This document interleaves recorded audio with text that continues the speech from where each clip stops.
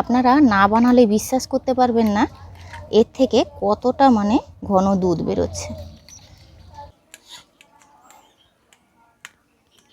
আপনাদেরকে দেখাচ্ছি, দেখুন পনিরটা কত সুন্দর হয়েছে।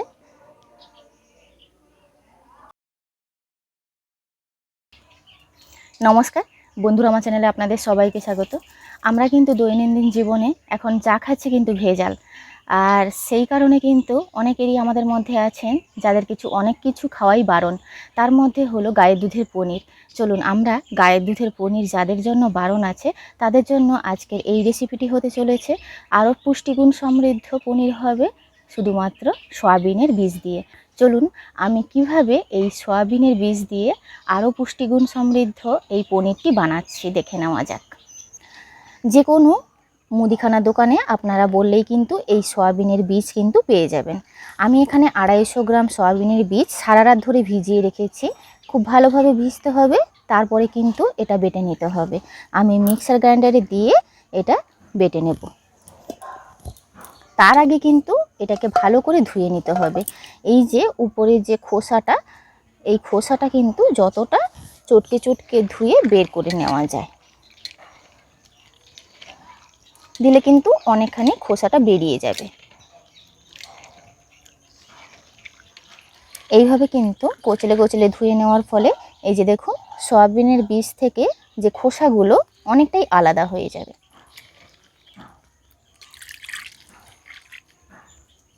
যতটা সম্ভব কিন্তু এইভাবে কিন্তু খোসাগুলো একটু আলাদা করে নিয়েছি।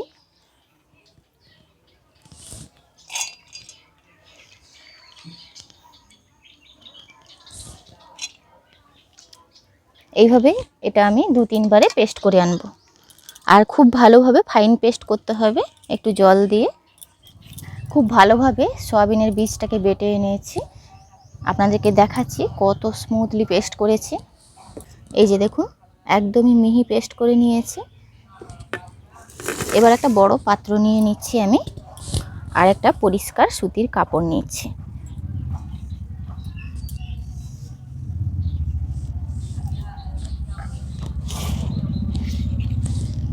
এই ডালটা এর মধ্যে নিয়ে নেব।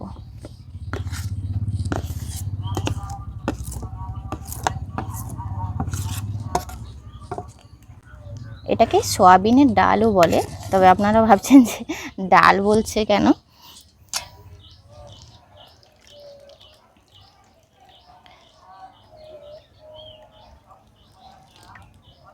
এই সয়াবিনের বীজ কিন্তু প্রচুর পুষ্টিগুণ সমৃদ্ধ। প্রচুর পরিমাণে ক্যালসিয়াম থাকে। যাদের হাড়ের সমস্যা, দাঁতের সমস্যা আছে তারা কিন্তু এটা নিয়মিত খেতে পারেন।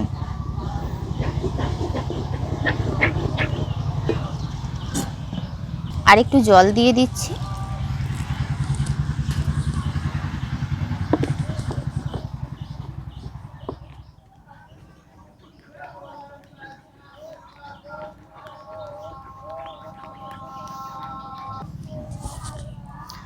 আড়াইশো গ্রামে কিন্তু প্রায় আমি 500 ml মতন জল ব্যবহার করেছি।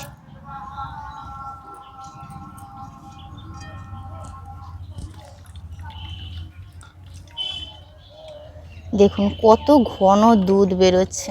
আপনারা না বানালে বিশ্বাস করতে পারবেন না এর থেকে কতটা ঘন দুধ বেরোচ্ছে।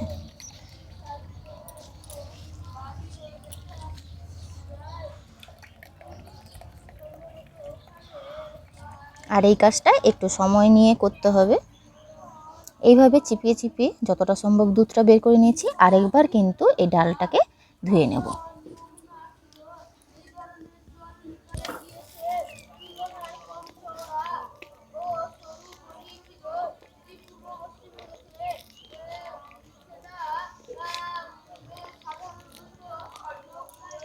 আবারও কিন্তু ওইভাবে ছেঁকে নেব।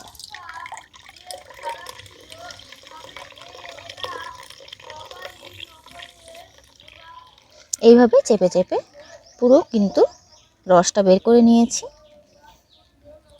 অতিরিক্ত ডাল বাটাটা আপনারা ভাবছেন ফেলে দেওয়া হবে, কোনো জিনিস ফেলে দেওয়ার নয়, রান্না করে এটাকে খাওয়া যাবে।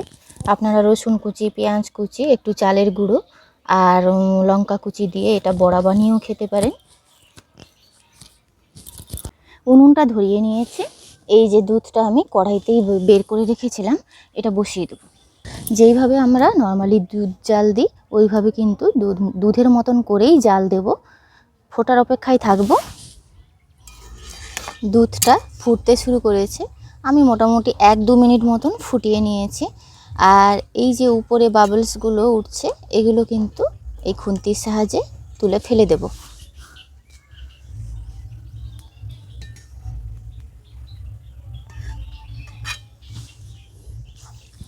এই পর্যায়ে আমি কড়াইটা নামিয়ে নেব।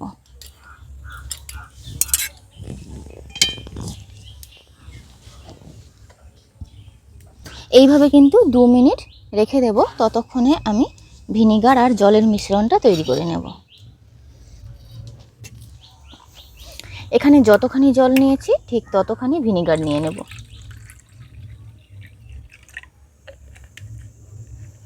2 মিনিট দুধটা রেখে দিয়েছি। আর এই জল আর ভিনিগারের মিশ্রণটা অল্প অল্প দেব আর খুন্তির সাহায্যে কিন্তু নাড়াতে থাকবো দুধটা।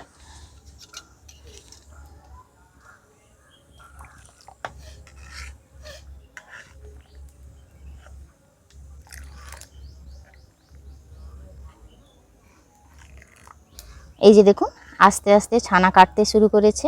আপনারা সত্যি না বানালে বিশ্বাস করতে পারবেন না এর ছানাটা এত সুন্দর হয়। দেখুন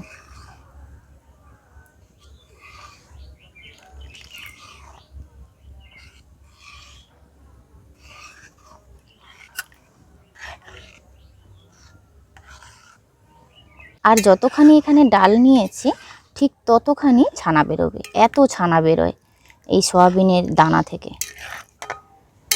দেখুন কত সুন্দরভাবে ছানা কাটা হয়ে গেল। এবার সেই সুতির কাপড়টার উপরে কিন্তু নিয়ে নিচ্ছি। জলটা অনেক বেশি হয়ে গেছে।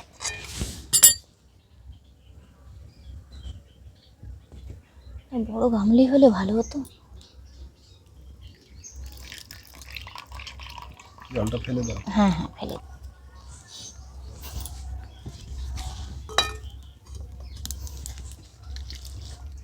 দেখুন কতখানি ছানা বেরিয়েছে 250 ডালে।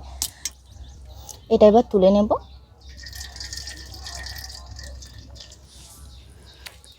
এই কড়াইয়ের উপরে পরিষ্কার জল দিয়ে ধুয়ে নেব।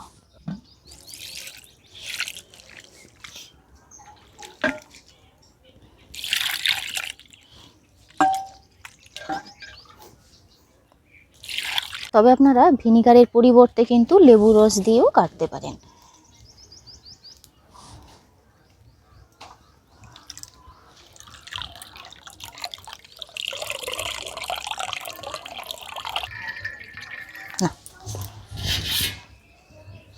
এরকম একটা প্লেট নিয়েছি।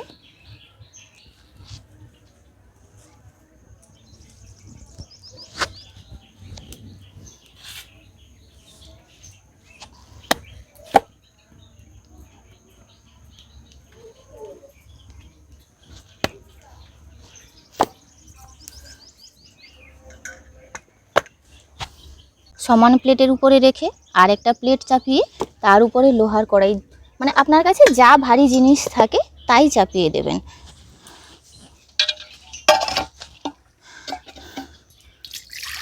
উপর থেকে জল দিয়ে দেব।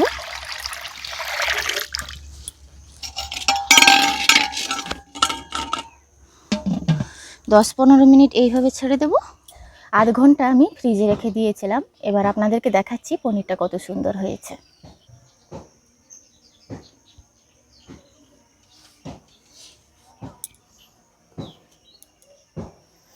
একটু এবড়ো খেবড়ো হয়ে গেছে, তাতে কোনো অসুবিধে নেই। থালাটাতে উল্টে নেব।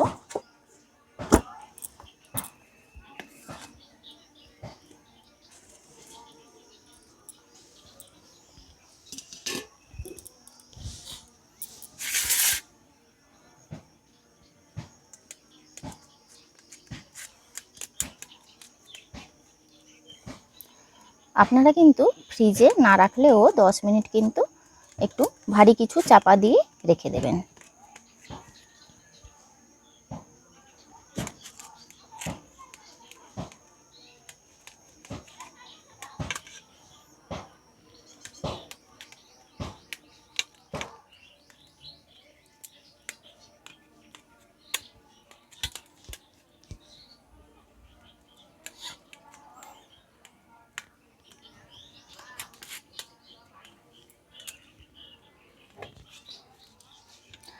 সব পনির কেটে নিয়েছি, আপনাদেরকে দেখাচ্ছি। দেখুন পনিরটা কত সুন্দর হয়েছে।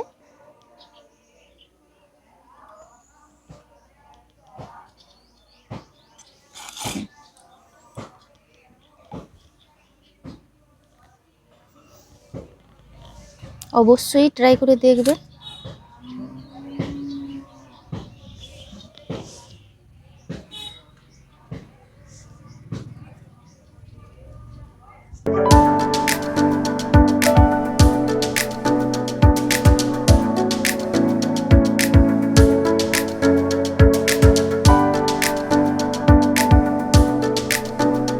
পুষ্টিগুণ সমৃদ্ধ স্বাস্থ্যকর পনির কিন্তু আপনারা অবশ্যই বানিয়ে দেখবেন। একটুও কিন্তু আমি যেইভাবে বানালাম একটুও কিন্তু ভুল হবে না, অবশ্যই ট্রাই করে দেখবেন। আর যতটাই দেখতে সুন্দর হয়েছে ততটাই কিন্তু স্বাস্থ্যকর হয়েছে।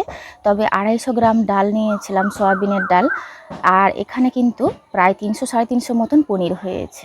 আপনারা যদি এতে একটু মশলা ব্যবহার করতে চান তাহলে দুধের সঙ্গে একটু জিরে, চিলি ফ্লেক্স বা বিভিন্ন ধরনের পছন্দ অনুযায়ী মশলা ব্যবহার করতে পারেন। আর এটাকে অ্যাকচুয়ালি কিন্তু টোফু বলে, আপনারা কিন্তু এটা টোফু বলেও অনেকেই জানেন। আজকে সয়াবিনের ডাল দিয়ে বানালাম টোফু বা সয়াবিনের পনির। আর এর পরবর্তী ভিডিওতে আপনারা কিন্তু এই রেসিপিটা পেয়ে যাবেন। অবশ্যই আমার সঙ্গে থাকবেন। আজকের ভিডিওটি এখানেই শেষ করছি। দেখা হচ্ছে পরবর্তী একটি নতুন পর্বে। আপনারা ভালো থাকবেন, সুস্থ থাকবেন, সাবধানে থাকবেন। আর ভিডিওটি ভালো লাগলে বেশি বেশি করে শেয়ার করবেন।